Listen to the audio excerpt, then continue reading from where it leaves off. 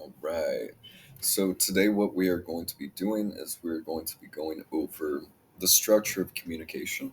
Now, this is how about 95% of people communicate. There are some people who don't necessarily communicate this way.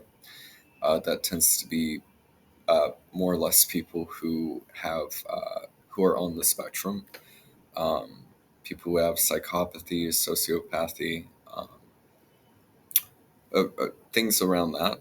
Generally, people do go through these emotions and go through this way of logic and way of thinking. And easiest way to see if if this is something that you even go through.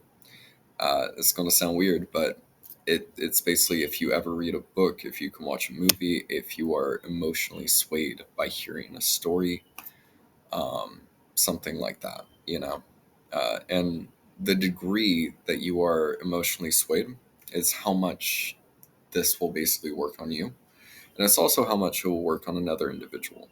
Um, Now, for going through communication, there are three main points. Well, so it depends on how you categorize it. But the first thing that you have is attraction. So it's essentially someone is around you, or an idea is around you, whatever it might be, and you are curious about what it is.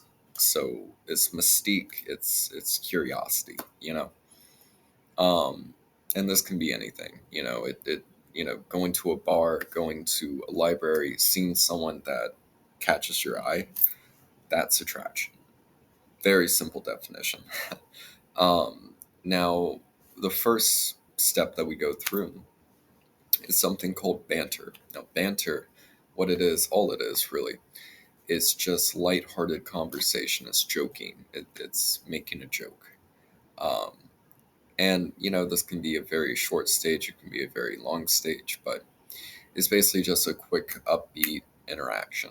Um, you don't go directly into a conversation with any random person uh, and expect it to be anything other than just top level or surface level, um, without doing banter and all the other things. So something that you could do is just make a small joke, make something humorous.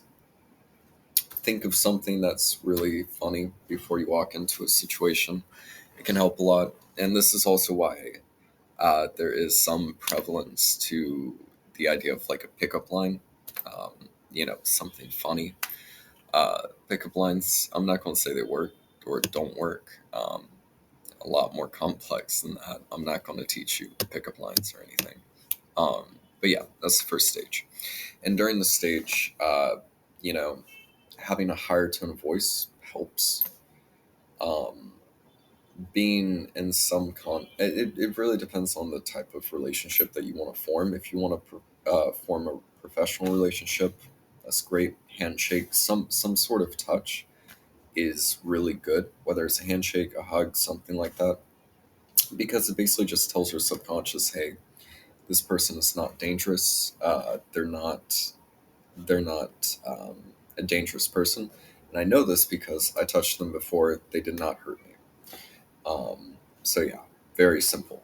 And then what we go into is something called light rapport, then wide rapport, and deep rapport. So rap- what rapport is essentially just a very deep conversation. It's like a serious conversation, and something that's really easy if you want to do. That really does help. Is ask, hey, what are the first few things that you did this morning? And what they'll generally say is something nonchalant, something a bit bad, and something a bit happy. Um, so they might say, "Oh, I went for a walk with my dog. I couldn't find any trash cans. I had some stuff I wanted to throw away. Um, oh, and I found an extra egg or something. So I was able to make a really nice omelet."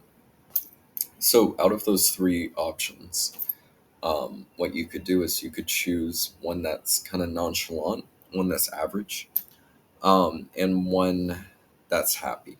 Now, the reason that you want to do this is because you want the other person to feel comfortable interacting with you at any point, you know, which is why you connect on the nonchalant, like the boring ish stuff. So, going for a walk, it's kind of boring, it's kind of good, just depends on the temperament, but, and all that stuff. And then something else that you might want to connect on, well, what's your dog's name? You know, something that's happy after um, can help a lot because then you're making the interaction slightly positive. So when they feel bad, they're it's not that they don't want to see you. When they're feeling okay, it's not that they don't want to see you. You're creating a really well-rounded profile for communicating and having a relationship with another individual.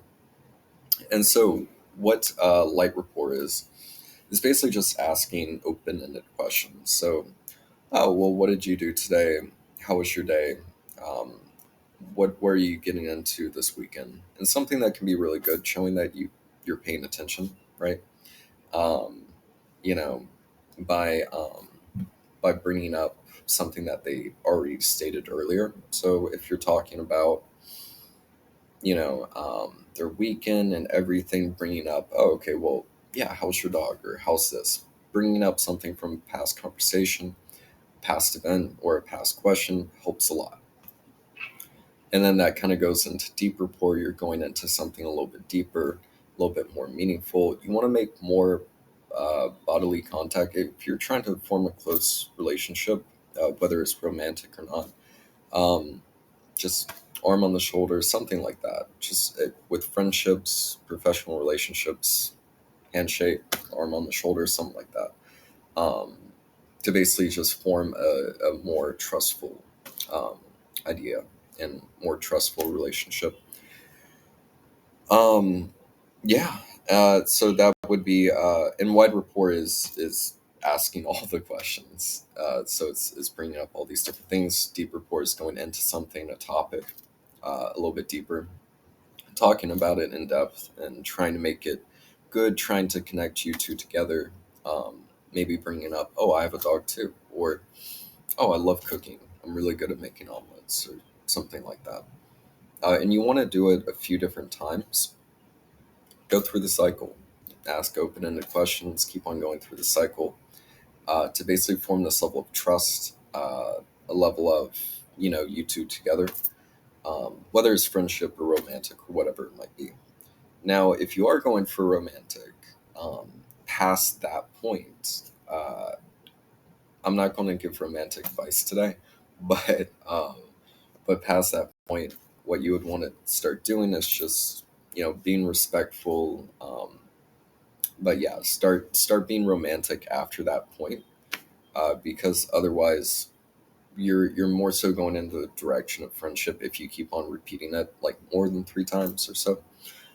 Which can be a good thing, could be a bad thing. It just really depends on what you're looking for. If you're looking for friendships, great, keep going with it. If you're looking for professional relationships, that's great too. But yeah, that's the basics of the different stages that we go in. 95% of people go through these stages, so it helps a lot to basically practice the context or practice the idea behind it, so then you can get a good footing and a good idea of what you want to do, how to make more friends, and all these different things. So it's super, super easy way to make more friends. If you have any more questions, please let me know. Um, Leave a comment. Please subscribe if you want to. But yeah, and we also do hypnosis for communication and confidence and everything. So if you want to check that out, serenityhypnosiscenter.com. And yeah, hope you have a great day.